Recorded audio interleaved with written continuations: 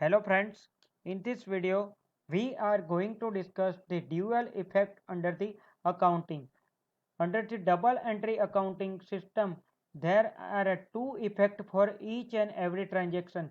First effect is a debit to account and second effect is the credit to account. So for each and every transaction there is a two effect under the double entry accounting system. So there is a debit effect as well as the credit effect for each and every transaction. So mainly there are three types of account. First one is the personal account, second one is the real account, and third one is the nominal account. So let us discuss the personal account. So here the person giving the benefit to the business or taking out the benefit from the business is affected. So under the personal account, person giving benefit to the business or taking out the benefit from the business, such account is affected. Under the real account, there is will be the increase or decrease in a goods or a asset. So under the real account, there will be an increase or decrease in a goods or a asset. Under the nominal account, this account is related to the expense or a revenue. So if an expense is incurred or revenue is realized, it will be considered as a nominal account. So let us discuss with the example. Suppose salary is paid for rupees 5,000. So here the expense is incurred. Salary is an expense and we have paid. So salary account is considered under the nominal account. Suppose interest is received from bank. So here interest is our income. So it will be treated as a revenue. So interest is come under the nominal account. Now we will discuss the example of a real account. So here there will be an increase or decrease in a goods or a asset. So suppose there will be a cash purchase for rupees 5,000. So here the cash purchase is made. So the goods will be increases. So the purchase account will be considered under the real account because goods will be increases. It will be a purchase. We have paid for the purpose of purchase of goods. So cash will be decreases. So cash is also considered under the real account. Next one is the example for a personal account. We have purchased the goods from Mr. A for rupees 5,000. So here we are liable to pay rupees 5,000 from Mr. A. So here Mr. A is giving benefit to the business. So Mr. A's account will be considered as a personal account. So this is the example for a personal account, real account and a nominal account.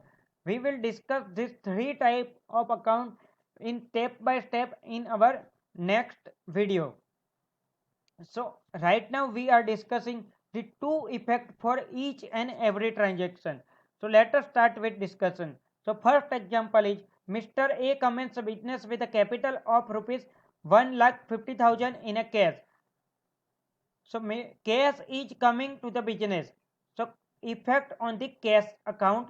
Further, Mr. A is giving a cash to the business. So it will be treated as a capital. So effect is on the capital account. So what are the two effects? Effect on the cash account and effect on the capital account. Next one is the Mr. A opened the bank account with a Kotak Bank for rupees 40,000 via deposit of a cash from the business. So here cash is deposited. So cash is goes out. So effect on the cash account. Further, bank is a receiver. So bank is getting a benefit from our business. So effect on the Kotak Bank account. So what will be to effect? Mr. A opened the bank account with a Kotak Bank via deposit of a cash from a business. So cash is going out. So effect on the cash account. Bank balance is going to be increased and bank is a receiver. So effect on the Kotak Bank account. Next one is the product X purchased from Mr. B for rupees 40,000. So here there will be a no cash or a bank word is mentioned. Name of the person is mentioned. So it is a credit transaction. Further, we have purchased, so goods come in. So effect on a purchase account. Further, Mr. B is the person who is giving the benefit to our business. So Mr. B is the giver. So effect is on a Mr. B's account. Next one is the product X is sold to Mr. C for rupees 60,000. So here goods is going out. So it will be considered as a sales. So effect on the sales account. Further, Mr. C is taking benefit from our business. So Mr. C is a receiver. So effect is on a Mr. C's account. Next one is the machinery purchases in a cash for rupees 75,000. So here word cash is mentioned. So it is a cash transaction. Here the cash is paid. So cash going out. So effect on a cash account. Further the machinery comes in. So effect is on a machinery account. Next is goods sold in a cash for rupees 10,000. So here cash is coming in because the person from whom we are receiving the cash. So cash is coming in. So effect is on the cash account. Further goods are sold. So goods is going out. So effect is on the sales account.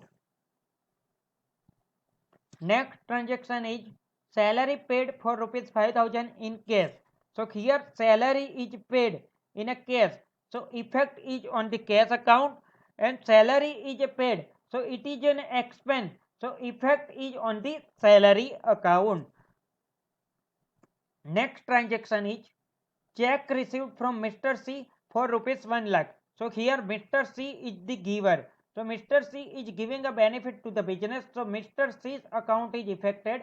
Further, we are receiving the check. So bank is the receiver. So bank account is going to be affected. Next one is the cash paid to Mr. Y. So here Mr. Y is the taker. Mr. Y is taking out benefit of our business. So Mr. Y's account is affected. Further cash is paid. So cash is going out. So cash account is affected. So each and every transaction has a two effect. That is a dual effect. Next transaction is earlier sold goods worth rupees 5,000 to Mr. C is returned by him. So Mr. C is giving to us. So Mr. C is the giver. So Mr. C's account is affected. Further, earlier sold goods is returned back. So sales return account is affected because it is a sales return and goods is coming in. So sales return account is affected.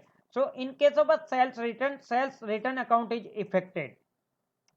And likewise in case of a purchase return account is going to be affected. Next one is the goods purchased earlier from Mr. B is returned to him worth rupees 7,000. So here Mr. B is the receiver. So Mr. B's account is affected. Further goods is returned back.